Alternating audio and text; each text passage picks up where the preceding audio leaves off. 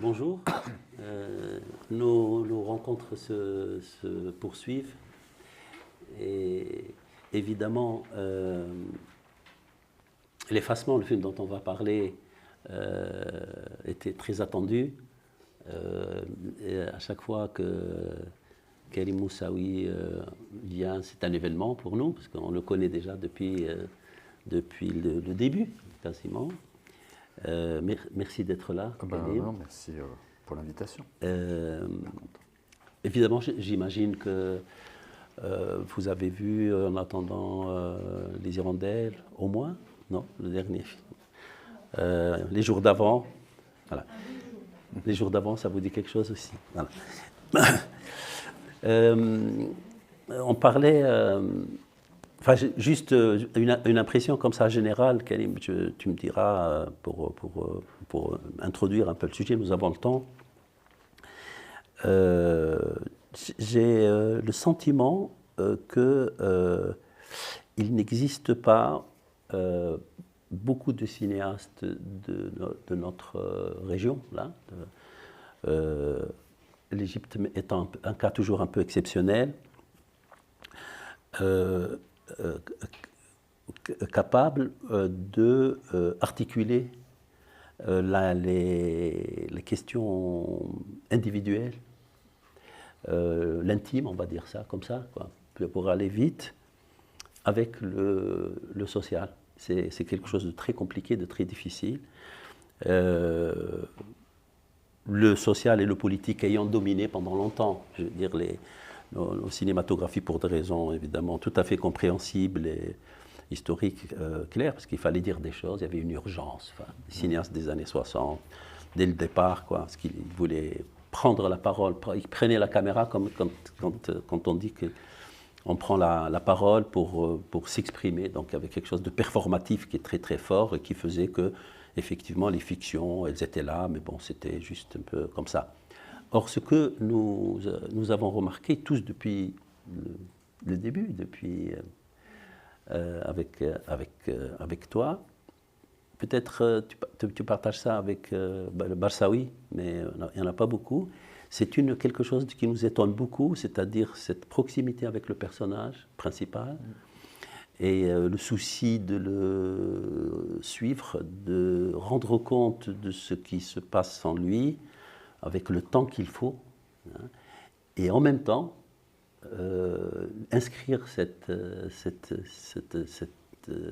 psychologie, si j'ose m'exprimer ainsi, dans un contexte politique, social, plus large, qui est toujours de toute façon là et qui n'écrase pas le personnage.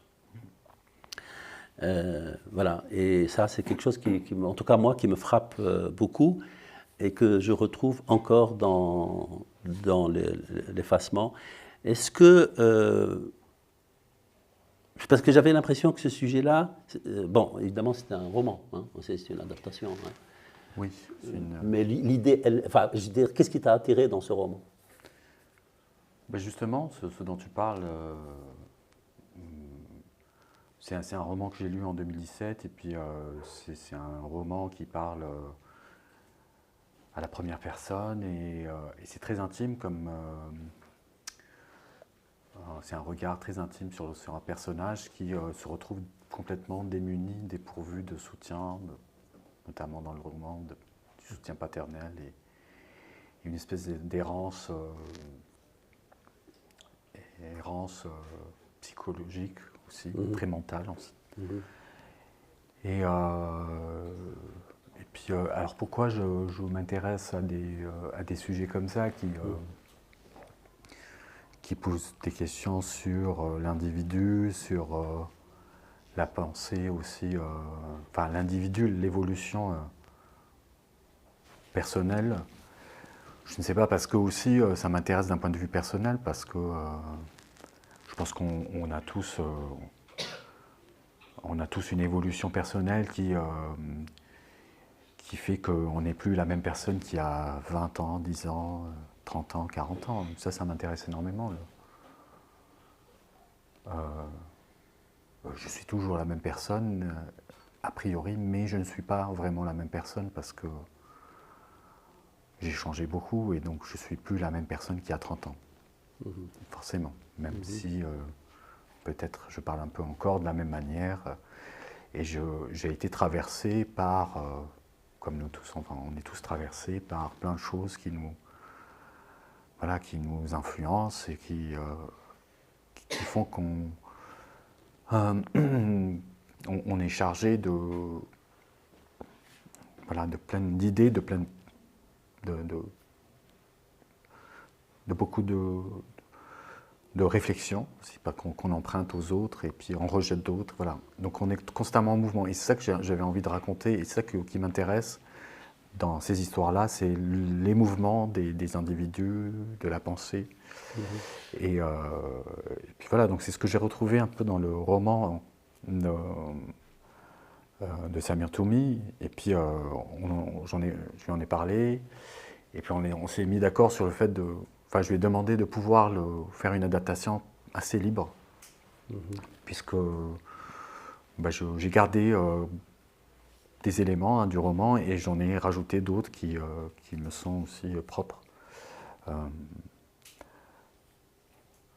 Moi, j'aime bien aussi déconstruire un peu la réalité, les anciens mythes, tout ça. Et c'est ce que je fais un peu. Enfin, c'est ce que je fais, je ne sais pas, non, je ne le fais pas peut-être dans ce film, mais c'est un personnage qui, à un moment donné, évolue tellement qu'il cesse d'être ce qu'il était, quoi.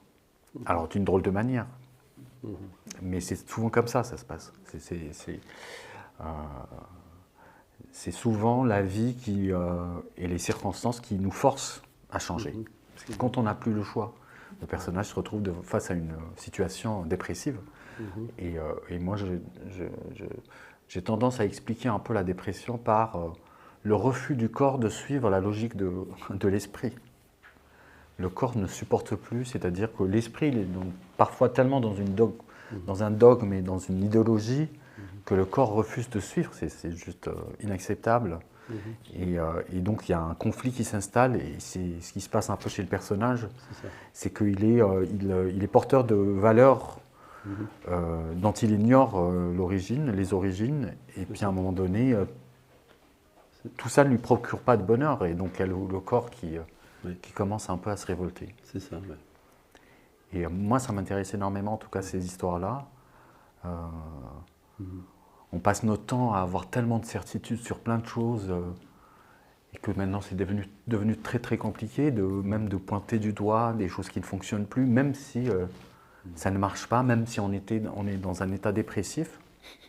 Eh bien non, parce que il y a des choses auxquelles... il y a des choses qu'on peut pas, qu'on peut pas, si on peut, mais pour certains c'est très difficile de les remettre en question. Donc l'ordre établi est beaucoup plus solide que l'acier. C'est très difficile de le briser, quoi. Et Reda, il est dans une espèce d'état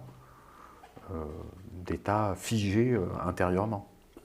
Mais la vie va le forcer à faire bouger les lignes. Oui, c'est drôle là, c'est drôle au sens où c'est ce que tu dis à propos du corps, parce que évidemment quand on a vu tes films, les corps sont toujours extrêmement importants des personnages, enfin qu'ils soient jeunes ou moins jeunes, mais en particulier les jeunes, par rapport à, comme tu dis, à ce qu'ils pensent. Et c'est justement ce décalage-là qui est intéressant et ce décalage qui va être le moteur enfin, de la dramaturgie dans tout le film. On va en parler après ça, parce que déjà on est allé trop loin, hein. Mais on est allé trop loin parce que c'est vraiment quelque chose de très fort. Mais en revanche, il y a quelque chose qu'on voit aussi En attendant les hirondelles, qui me frappe moi beaucoup, c'est comment commence le film. Les films, ils commencent toujours par... presque comme si on était devant la télé, hein. C'est-à-dire avec une réalité sociale telle qu'elle est transmise par la télévision, avec aussi avec des personnages un peu, je dirais grossiers, je veux dire des apparatchiks ou des gens comme ça, des typés, très très typés par rapport par rapport notamment à l'Algérie. Le film commence comme ça, avec ce gars qui donne des interviews, il parle de lui, etc. Et donc il y a comme un cadre comme ça qui est un peu déconcertant. On se dit, oh là là, qu'est-ce que c'est que ce film? Et puis, à mesure qu'on avance, évidemment, on va partir vers quelque chose d'autre, hein, à travers le regard d'un autre personnage, un jeune particulier. Et à ce moment-là, évidemment, on transcende cette structure sociale, pesante, qui presque relève du cliché, pour rentrer précisément dans la trajectoire, suivre ce jeune. C'est pour ça que je te pose la question, qui semble fonctionner, parce que tu dis que c'est une affaire personnelle aussi. C'est comme s'il était, je ne dis pas ton représentant dans le film, mais enfin, c'est comme si c'était ton alter ego. C'est lui qui va nous conduire. C'est lui qui va nous conduire à travers cette société et en fait la déconstruire complètement, déconstruire enfin tout le système jusqu'à l'explosion finale. Est-ce que c'était ça? Comment ça s'est passé au niveau du scénario, ce truc-là, cette construction-là? Oui, mais tu as raison de dire qu'il peut être mon alter ego dans un sens, parce que je puise en moi-même aussi,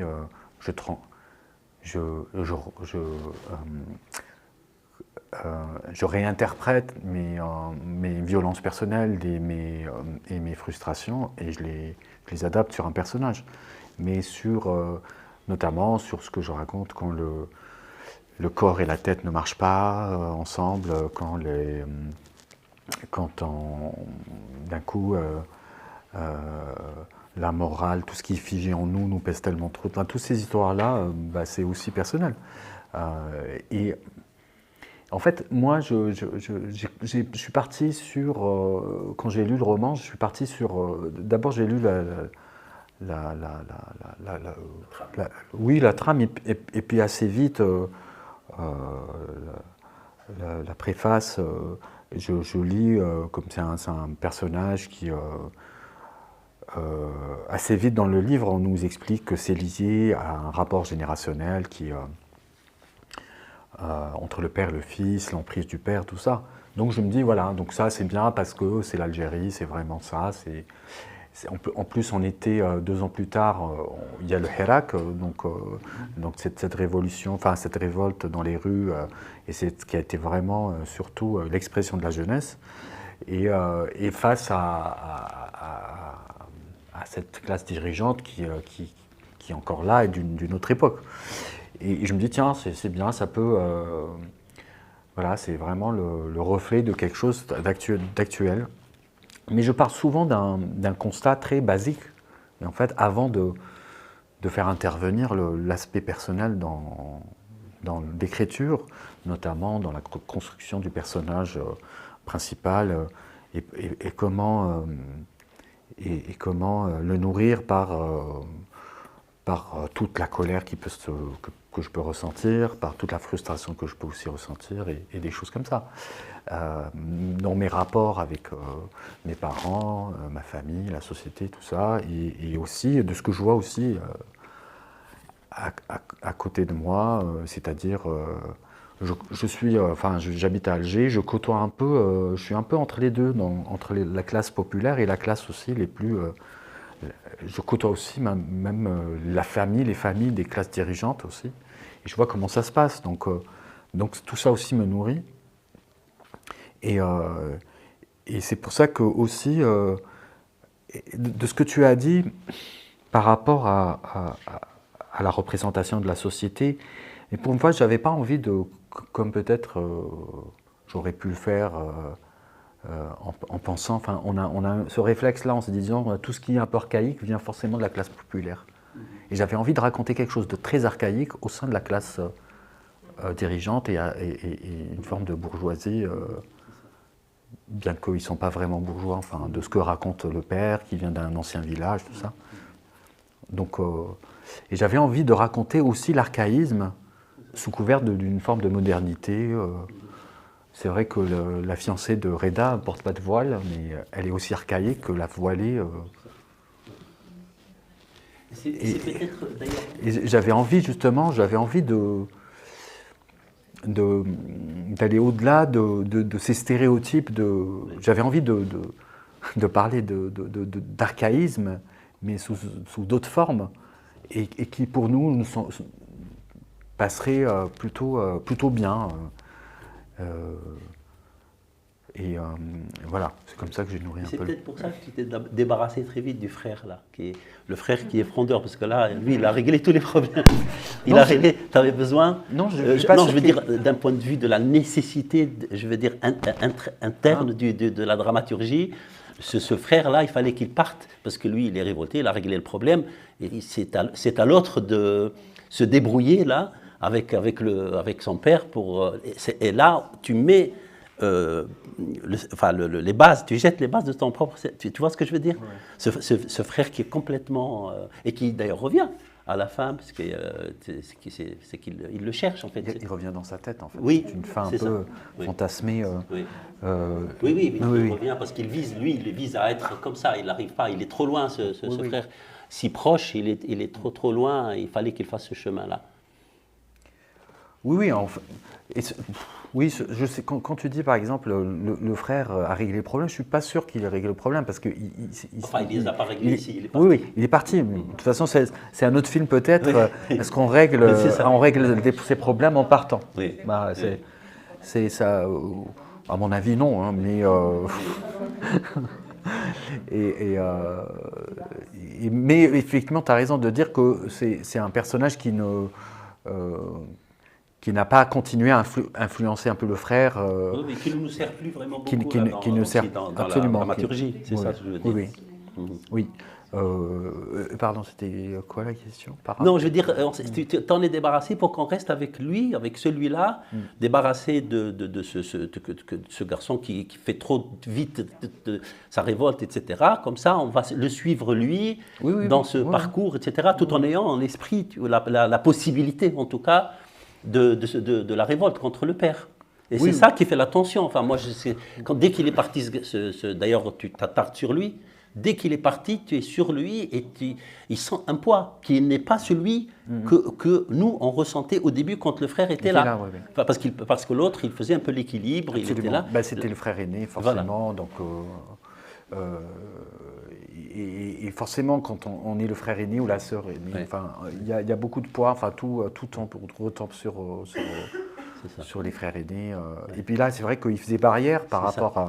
Et donc, il part et tout retombe sur Eda et il doit accomplir un peu le projet parental, enfin paternel. Voilà. On est quelque part tous un peu un projet parental, en quelque sorte, parce que les parents ils disent on a un projet, il faut qu'on ait une maison, et puis on aimerait bien faire un enfant. Oui. Et puis c'est très difficile de quitter l'état de projet parental. Oui. À un moment donné... c'est pour ça qu'il lui dit, il est gentil, papa, mon père, en fait, il est gentil, il veut notre bien, etc. C'est comme si il voulait réaliser l'objectif de son propre père. Voilà, c'est vraiment un postulat comme ça, qui n'est pas remis en question. C'est que forcément, les parents, c'est des personnes qui nous veulent du bien. C'est en deçà de son corps, justement. Je ne dis pas que c'est faux, je ne dis pas que c'est vrai, mais tout dépend. C'est effectivement quand on nourrit l'ambition de fonder une famille, ce besoin de fonder une famille, de se réaliser par la fondation d'une famille, c'est bien, mais en même temps ça peut être dangereux parce que c'est qu'on devient aussi, l'enfant devient, donc est inscrit dans le projet familial. Oui. Et ce n'est plus une entité indépendante et qui a besoin... Mais c'est bizarre, hein, je porte aucun jugement sur la chose, mais je dis il faut être vigilant par rapport à ça. Mais alors pour être très précis, c'est ça qui moi m'intéresse vraiment dans ce genre de cinéma, dans tes films en particulier, le moment où, avec cette fille qui travaille chez eux, hein, au début, on est tout à fait au début, et il s'approche d'elle, et de façon totalement inattendue, ce garçon timide, etc. Bon, on peut le dire, ça peut être un cliché, quand on est timide, on est un peu violent à l'intérieur, la timidité, c'est pas simple de la retenue. Mais ce moment-là, j'ai trouvé cinématographiquement, moi, il est très important parce que d'emblée, là, le décalage entre son désir, entre son énergie, entre ce qu'il contient, apparaît de façon furtive à ce moment-là. Dans ce geste-là, qui ne lui ressemble pas, en fait. Atiba est une proie plus facile. Oui. Il n'a pas besoin d'autant de code qu'avec les autres au sein de la fête, qu'avec Ratiba. Ratiba est une femme de ménage issue des quartiers populaires. Pour lui, c'est beaucoup plus facile. Il pensait que c'était facile. Oui. Et d'autant plus qu'il ne s'attendait même pas à sa réaction. Il ne s'attendait pas à ce rejet, parce que c'est une femme de ménage. Voilà, c'est un peu caricatural à ce niveau-là. Mais il est très important ce moment. Oui. Voilà. Mais c'est pour un peu mettre en évidence aussi ses a priori par rapport à ça révèle en lui ce qui cache tout le temps, comme tu le dis. Oui, c'est ça. Et furtivement, mais c'est exactement ça nous donne une impression. C'est pour illustrer juste mon idée qui paraissait un peu générale et un peu théorique, c'est-à-dire de l'intime qui s'articule au social. C'est-à-dire, moi je voyais l'énergie qu'il y a là-dedans, c'est-à-dire cette pulsion qu'il a, elle a à voir avec effectivement le travail à l'intérieur par rapport aux pesanteurs de la paternelle et à travers le père évidemment de toute la société. C'est ça que je veux dire, c'est-à-dire dramaturgiquement à ce moment-là, quand ça arrive très tôt, très vite, ça crée dans le film une attente, ça ouvre le... Voilà, et je parle de dramaturgie là. Oui, et puis ça nous aide aussi à planter une appréciation de lui à cet endroit-là, de se dire qu'il a l'air tout gentil. Ça a été tout un débat autour de ce personnage-là, avec mes producteurs, avec le monteur aussi, avec ma co-scénariste et tout. Ça a été vraiment très compliqué afin de faire accepter l'idée de montrer de suivre un personnage qui ne soit pas vraiment gentil. Parce que la question, on nous demande souvent de d'écrire autour d'un personnage auquel on s'attacherait rapidement. Moi, je n'avais pas envie de ça. Je me suis dit, j'aimerais bien qu'on le déteste un peu au début, et puis qu'on apprenne à l'aimer. Pour mieux l'aimer après. Pour mieux l'aimer. Ou le comprendre. Ou même pour dire qu'en fait, tout le monde peut être aimé, en fait. C'est pas une question de... Et l'idée, c'est toujours de pouvoir raconter le mouvement un peu le mouvement de toutes les forces et qui sont à l'origine de la violence extrême. Donc quand je parle des mouvements de toutes les forces, de sa personne, du père, de la famille, de la société, de l'emploi, voilà.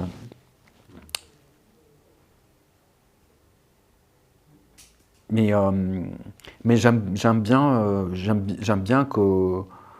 En fait, Reda, pour moi, je voulais qu'il soit vraiment très aussi mystérieux que détestable et peut-être parfois même admirable avec le temps et aussi terrifiant. Il peut être, en fait, c'est nous tous un peu. En fait, on se rend pas compte. On a beau se mentir, mais on a un potentiel incroyable de mouvement. C'est pour le moment, on est épargné. Enfin, pour le moment, je dis pour le moment, on peut être épargné quelque temps, mais dans le cas d'une crise, c'est pour ça que les gens se révèlent dans les temps durs. Et parfois, on découvre qu'un tel. Et d'ailleurs, alors pour continuer, et après on va évidemment, on est en train d'entrer dans le film un peu petit à petit pour y entrer mieux. C'est comme quand on fait visiter un domaine, une demeure, après on reviendra. Je me suis dit, parce qu'il y a une autre manière, et à un moment donné, c'est l'autre fille qui l'embrasse. Okay. Moi, je regarde comme ça les films. T'as raison. Pas juste les bisous, je veux dire, ou les baisers. Mais ce vice, il va plus loin. Je me dis, là, la première fois, c'est lui qui le fait. Et il tente. C'est lui qui tente. C'est lui qui tente, oui. Et après quand ça a évolué, eh ben c'est l'autre fille. Et là, on a vu effectivement déjà à la fois comme un parcours et aussi une autre facette de sa personnalité.